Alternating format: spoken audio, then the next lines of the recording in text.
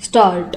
Medical कॉलेजों में प्रवेश की परीक्षा नीट के प्रश्न पत्र लीक हो जाने के कारण इस परीक्षा को निरस्त करने के बाद केंद्रीय माध्यमिक शिक्षा बोर्ड यानी CBSE की पुनर्मूल्यांकन प्रक्रिया में जिस तरह विसंगतियों की शिकायतें सामने आ रही हैं वे निराशाजनक भी हैं और दुर्भाग्यपूर्ण भी। विराम। इसी कारण शिक्षा मंत्रालय की संसदीय समिति ने जैसे नीट का आयोजन करने वाली संस्था नेशनल टेस्टिंग एजेंसी यानी NTA एवं शिक्षा मंत्रालय के अधिकारियों को तलब किया था, वैसे ही CBSE के चेयरमैन को भी अपने समक्ष उपस्थित होने का आदेश दिया है। विराम। उनसे पूछा जाएगा कि CBSE परीक्षा की उत्तर पुस्तिकाओं के सत्यापन और पुनर्मूल्यांकन में गड़बड़ियां क्यों सामने आ रही हैं?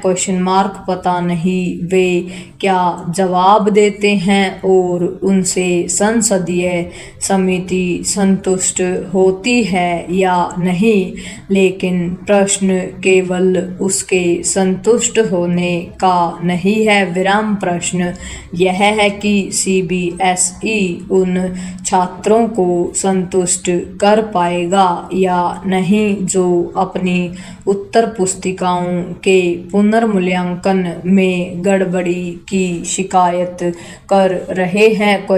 ध्यान रहे ऐसी कई शिकायतों को CBSE ने सही पाया है। विराम।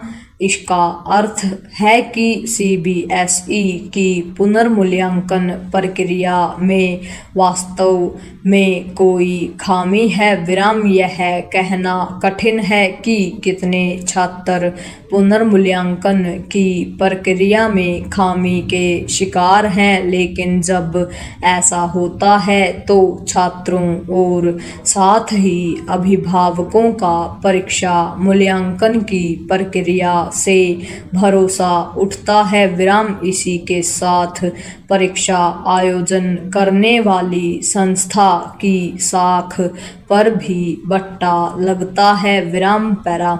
यह सामान्य बात नहीं कि जहां कुछ छात्र यह पा रहे हैं कि बोर्ड द्वारा अपलोड की गई उनकी उत्तर पुस्तिकाओं की स्कैन कॉपी उनकी लिखावट से मेल नहीं खा रही है, वही कुछ की यह शिकायत है कि सही उत्तर के बाद भी उनके अंक काट दिए गए। विराम। कुछ यह भी कह रहे हैं कि स्कैन कॉपी देखकर समझना कठिन है कि उत्तर पुस्तिका किसकी है? यह ठीक है कि CBSE अधिकारी विसंगतियों को ठीक कर रहे हैं और शिकायत करने वाले छात्रों को उनकी उत्तर पुस्तिकाएं भी उपलब्ध करा रहे हैं, लेकिन इससे केवल समय और संसाधन की बर्बादी ही नहीं होगी, बल्कि अन्य छात्रों के मन में भी यह आशंका घर करेगी कि उनकी उत्तर पुस्तिका का मूल्यांकन सही तरह हुआ या नहीं?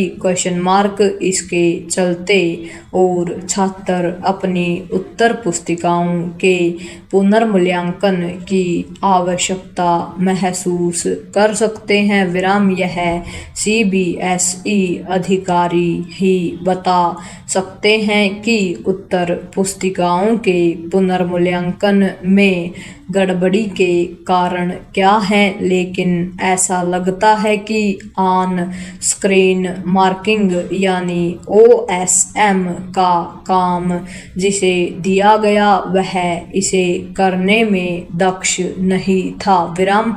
त्रासदी यह है कि ऐसा पहली बार देखने को नहीं मिल रहा है। पूर्ण विराम।